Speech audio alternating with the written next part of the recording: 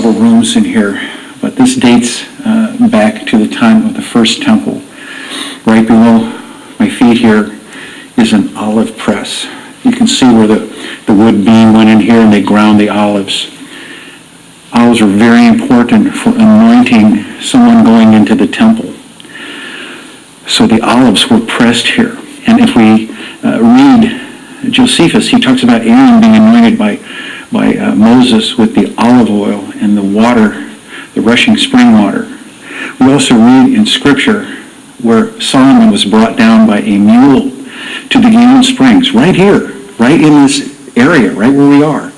And he was anointed with the oil when he was a crowned king at the Gihon Springs, which is right where we are. And amazingly, archaeologists have recently uncovered this beautiful area that is dated to the First Temple period, and it has within it, for instance, channels. If you look here, this is a channel right here where the blood ran. We have rings that were placed in here, probably brass rings of some kind, of bronze rings were placed here, which tethered the animals so they would be able to be sacrificed and killed. Archaeologists have told me that these V's in the ground held the supports when they killed the animals, and they used them for the blood sacrifices here in this sanctuary. This is an artist rendering. This would have been above ground. You can see where the blood would have run into the bowls. They did the olive presses. Aaron had to put running water and olive oil before priests would go in. The stands where they killed the animals. And there was a stone standing up right here, a stele with rocks around it. And we can go into that later. There's about a whole 2 hours just on what that is. The most holy place, Heli Shukran said, that they've ever found in all Israel. It's a place where they worship when they put up a stone like that. Next slide, please. This is a famed archaeologist, Eli Shukran, who discovered the Pool of Shalom, and he found all this. He dug out all this, this area that you just saw. So he's been the archaeologist for 20 years. Very good friend, dear friend of mine.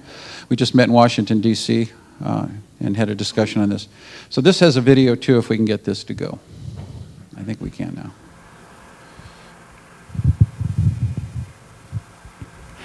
And this is a place in the city of David from the First Temple period, even before the First Temple period. And this will give us something about what's happened here.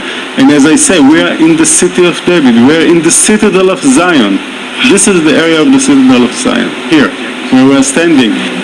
And this is a place for worship, this is a place for praying, this is a place for sacrifice, and this is a place where the people connect with the God. Next slide, please. No spring water on the Temple Mount. There is a top archaeologist in the world today. You'll recognize his name. Big, thick book written about on the temple. He called me up and laughed at me about me saying that the temple is in the city of David. He said, yes, I agree with you. You need to have running water. But he laughed at me and said, you know, years ago, about 40 years ago, water came up from here. Obviously, it was a suppressed spring. There's a spring under there, and it managed to poke its way through for a short while, and then they covered it up again. But we know that there's a spring right underneath here, so the temple is here. He wrote a book about it. He teaches in a major university in the United States, considered the foremost authority on the temple. So he's telling me there's a spring of water coming in there. So I went over to Jerusalem. I went up here. I met with the old man that's been working up here for 60 years. And I asked him, have you ever had water come up? He says, yes, we once had water come up. I said, oh, is it a spring? He goes, no, it was a busted water pipe. Next slide, please. Thinking themselves wise, they become fools. Next slide, please. This is where the waters came in aqueducts from South Bethlehem for the Romans. The Romans needed water at their fort. They couldn't go into the Gihon Springs. Holy water caused a major uproar. Next slide. Now, the Apostle Paul. Scripture tells us where the temple's located. Next slide, please. And all the city was disturbed, and the people ran together, seized Paul. Paul was in the temple. They said offering improper offerings with some Gentiles. They were really upset. The city went crazy. They ran together, seized Paul, dragged him out of what? The temple. And immediately the doors were shut. Out of the temple, immediately the doors were shut. So he's right there at the doors, right? Next slide. Now I want you to put on your cop hats. Now as they were seeking to kill Paul, news came to the commander of the garrison, the Roman fortress, not just a centurion, the commander of the whole garrison, that all Jerusalem was in an uproar. He immediately took soldiers and ran down to them. He took soldiers and centurions and ran down to them. The fortress is where? Up high. And the scripture says they ran down to them. And when they saw the commander and the soldiers, they stopped beating Paul. Then they took him up the stairs, it says the next verse. Next slide. So, where did they come down? Paul was at this here. Temple was here. They ran down to them from the Roman fortress up here, down to get Paul. If this was the temple, where's there a fort in the sky with steps coming down to it? Thinking themselves wise, they become fools. Next slide, please. Next slide. Okay. In 1099, on July 13th, the city walls were breached by the Crusaders. We all the Crusaders, the Crusaders, all the bad things they did. Muslims did worse. But the Crusaders were over there trying to take back the Church of the Holy Sepulchre. They went there to take the Church of the Holy Sepulchre back, not the temple. But they went up there because everybody was up here defending themselves. It's the last thing to do. They went up, they conquered, they killed every man, woman, child, Jew, Muslim, total carnage. Next slide. When they were up there, this was not gold then, and that's not the cross, but this is a photo. When they got up there, some guy crawls up on the dome and wires a cross up there and says, Templum Domini, Latin for this is God's temple. And all the men wrote it down their journals. When they came back to Europe, everybody told it, and it became part of culture for the world. We're victims of that moment. In the 4th century, there was 4 places that they thought were temples in the city of David. And it wasn't until the 11th century when Rabbi Tudela said, guys, we got to settle on a place. Where are we going to settle? We'll settle here because it's the biggest, coolest place in all Jerusalem. That's it.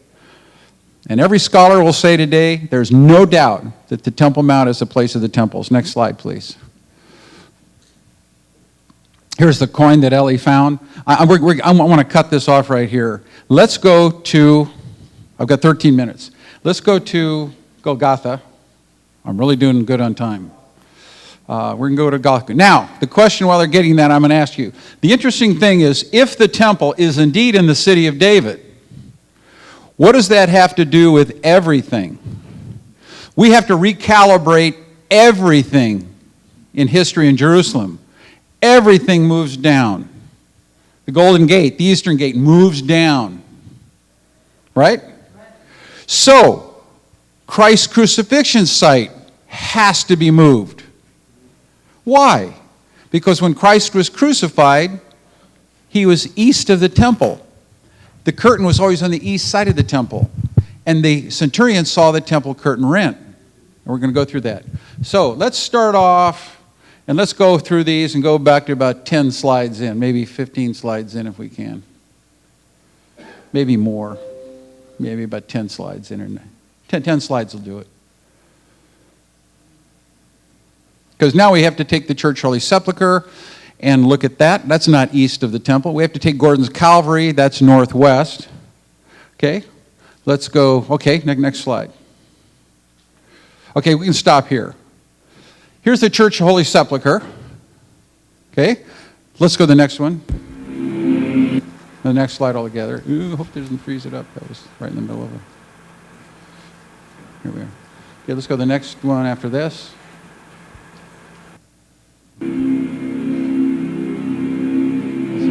Yeah, I got 11 minutes. We'll just go with it. Here's the Church Holy Sepulchre. We're kind of stuck with this for a moment. The two most holy places that people say in the world are Church Holy Sepulchre, Gordon's Calvary, both the place for the crucifixion and the burial of Jesus. This place is the tomb of John Hyrcanus, very famous guy. They say it was Jesus that was buried there, right? They found 3 crosses. The crosses weighed 300 pounds apiece.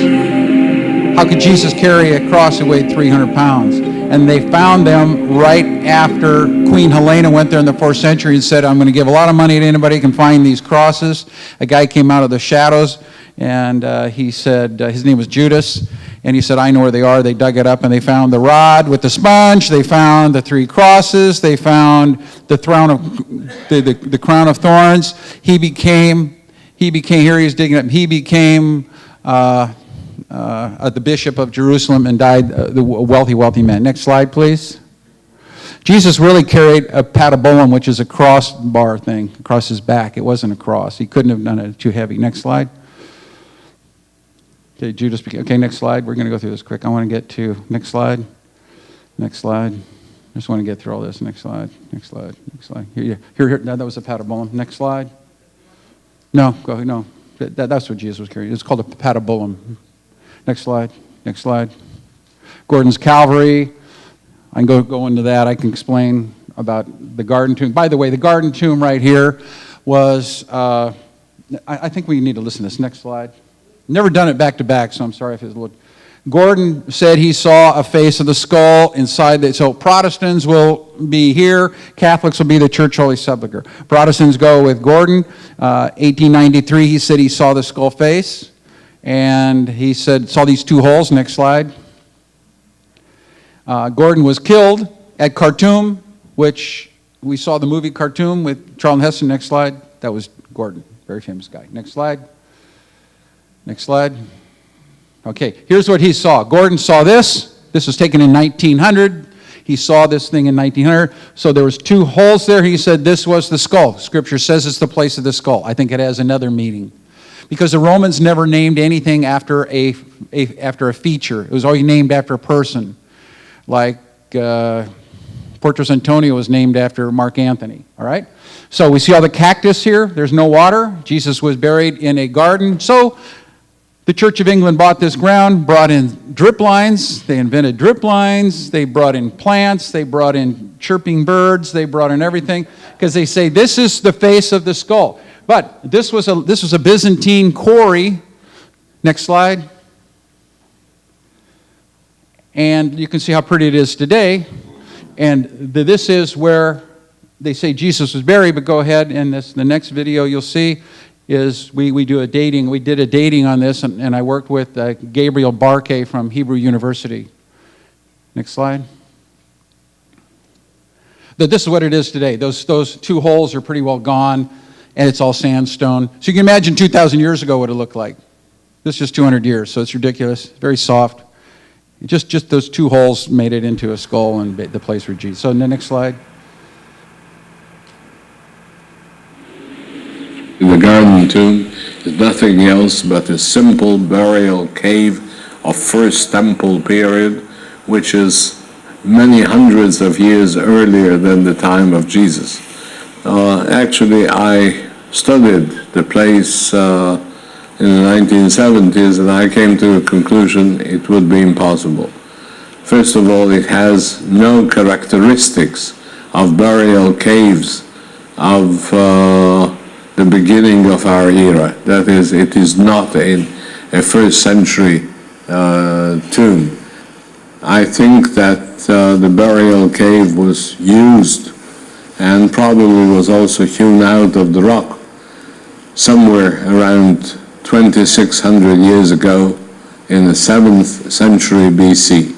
It was reused again in the 5th century of the Common Era by Christians. Joseph of Arimathea gave the tomb to Jesus. It was freshly cut. It was for his family. This tomb is dated 600 years before Jesus was born. Cannot be the place. People don't realize there's 40 tombs here, and the Church of England guessed that one of them was it, and that's what you go see as tourists, and that's where you go in there and you're all emotional, but that was 600 years old before Christ was even born. And so next slide, please.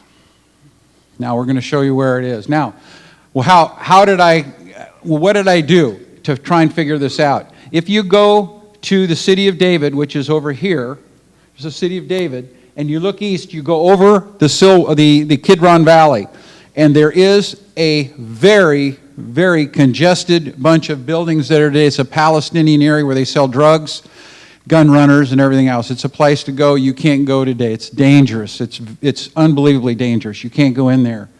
But I took a photo from the 1860s and 1850s. This is from Felix Bonefels. And I looked at her and said, okay, this is where I think Jesus must have been crucified. It's east of where the temple is. It's 600 feet. And I said, what is there? And I saw this flat area. And then I found out that in the first century, this cliff fell off here and revealed 11 tombs, half tombs, cavities of tombs. Next slide, please.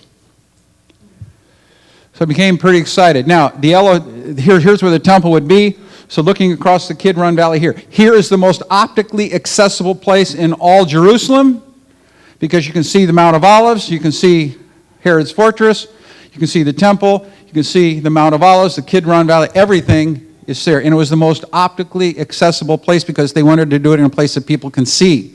And it was east of the temple. Why was it east of the temple? Next slide. We have to go really, how much time do I have? Because I got to go there, 5 minutes. Okay, we got to go fast, okay? There was a bridge that went across here. This is the temple. That's the crucifixion site. That's the Roman fortress. Next slide. Going an east-west vector from the blue to the east, that's where the centurion would have been standing right below where that E is. Next slide, please. The temple being the blue, the yellow being, next slide, please. The white circle is the... And Jesus cried out again with a loud voice, then behold, the veil of the temple was torn in two from top to bottom, and the earth quaked, and the rocks were split, and the graves were opened, and the many bodies of the saints who had fallen. So what happened? The earth quaked, and the rocks were split. Next slide, please. And coming out of the graves after his resurrection, they went into the holy city and appeared to many. So when the centurion and those with him were guarding Jesus saw the earthquake and the things that had happened, gnomona, the Greek, they feared greatly, saying, truly this was the Son of God. So they saw everything. They couldn't have seen it from the other side of the Church, Holy Sepulchre, or Gordon's Calvary. Next slide, please. So they saw this. Next slide, please. The darkening sun, the veil curtain rent. Next slide, please. Next slide, please. This is the scene, by the way, that you would have seen, Christ would have seen. He died at what time? 3 o'clock. What did he see at 3 o'clock? What happened at 3 o'clock? The priest was killing the Passover lamb here. So Jesus would have seen the Passover lamb, and looking this way, the priest would have seen Christ on the cross at that's when the pierced his side. Next slide, please. Got to go really fast. Next slide. Next slide. We're going to go fast. Next slide. Everything was east of the temple. Next slide. Next slide. Next slide. Everything, all the sacrifices were east of the temple. Next slide. You got to see what's behind there today. This is what's behind there today. There's this. Wait. Here's the city. Here's the city of David. Here we're looking at where Christ would have been crucified. Right in here. Next slide. What is there today? Next slide. It's impossible to get in that village. You'll be killed. You can see the old photos. Show where the bodies were. You see this? Where the bodies were. What happened? The rock split. The tombs opened up. Next slide, please. That's this is the tomb these are the cliff that fell off when the earth split. Next slide. Next slide. Next slide. There's where all the tombs are, the little arrows. Next slide. What's here? You can't see this because today it's all covered with houses. You can't get in it because it's Palestinian. Anybody goes in there is going to get killed. But I got in. Because I did. Paid a lot of money. Next slide. I'm a good Russian. You bribe your way in, all right? Okay, here's the cliff here. You see that the white square there? See where the body was? Go down to here. You see there's a modern day photograph. Tanks. Fluorescent lights in someone's backyard. I was the first one to go back there with the camera. You can see this is only 4 inches wide where the bodies were. This is where it's all chiseled here. And this is where the rock split here. You can see the lichen there. Next slide. You're about to see evidence. Look at this photo here. These This used to be all connected in a tomb. Those are columbarium, where you put ashes of the bodies of the burnt. Go ahead, next. Columbarium is where, no, next slide, we got to go faster. This is inside. You can see, this is, you see all the chisel marks here? And then all of a sudden the chisel marks stop, and going up, it's just flat rock that's split. When Jesus was crucified, what happened? Earth shook, rock split, tombs opened up. Next slide. Next slide. You see up there? There's columbarium. Next slide. Next slide. These are columbariums inside. Next slide. Now, this is hard to get your eyes. I'm looking down from above, and I had to take photos quick because this is where the bodies would have laid right here. Next slide. I'll show you next slide. That's where the bodies were. Next slide. The bodies were here. You can see where the head would have gone in here. Next slide. The cliff has fallen off because the rocks were split. These are all the tombs that opened up that they've walled up. Next slide. Next slide. Next slide. Really? Okay, this is where the bodies were laying right here. This is only about 4 inches wide. This is where the rocks were split. Red, rock split. You can see where all the chisel marks, you see these lines? You can see where the chisels went. What I think you're seeing, one of the few audiences in the planet that's ever seen evidence of Christ's crucifixion. Next slide. You can see the rock split here. You can see the different color. Then you see the chisel marks. We put a little hand there with the chisel, so you know that's chisel marks. We put a body here, all right, to show you where the body would be. But this should be out another 2 feet. But since the whole thing fell forward, now, when did this happen? What is the dating of this earth splitting here in the 1st century? The 1st century. Did I say 3rd century? 1st century. Yeah, but it's guessed to be in the 1st century. Germans have to be so precise about everything. Next slide. But we beat you in the war. The Russians beat you. Okay, next slide. We put you all in gulags. You know what that is? Gulags. Uncle Frederick was in the gulag with the Russians. Okay, here are the rock split in the blue, and here's the yellow. You look at these 2 yellow areas here. Next slide. Now, you see the rocks were split there. This was inside a tomb. The bodies were here, but since the rocks had fallen away, it's all garbage. They just keep garbage back there. But when I'm looking at this and I'm alone, and before I called my wife, I didn't introduce my wife. Terry, could you stand up? Terry, just stand up. His beautiful wife, Terry. The most amazing woman in the world right there, because she's never complained after 70 expeditions, me going and doing this crazy stuff. Never complained. She's an amazing woman. So this is where the dead bodies were here in the thing. Next slide. You can see where the rock split. We had an artist rendering to show the rock split and falling away. Next slide. Next slide. You can see, okay, and Jesus cried out with a loud voice. Rocks were split.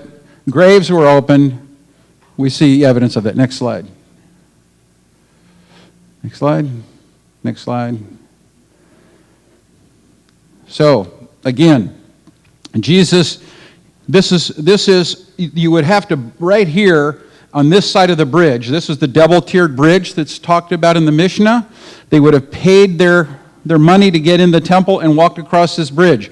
Jesus was crucified, he went across the bridge. This is where the ashes of the red heifer went across. This is where the scapegoat went across, all across that bridge. Okay, next slide. Read the Mishnah, it talks about the bridge. The place where Jesus was crucified was near the city, John 19:20. Okay, what is the city? The city is the temple, or topos. Next slide, please, in the Greek. The place is translated as topos, which is the temple itself. Professor Friend, I put 2 these, the Journal of Ecclesiastical History of Cambridge University, 1989, wrote John's vivid description of Jesus' trial and crucifixions mentioned the latter as being near the place, the topos of the city, which is the temple. It has to be near the temple. 600 feet east of there, from the temple, is the crucifixion site. Next slide, please. This is where the crucifixion would have been. Now, what's interesting about this place here?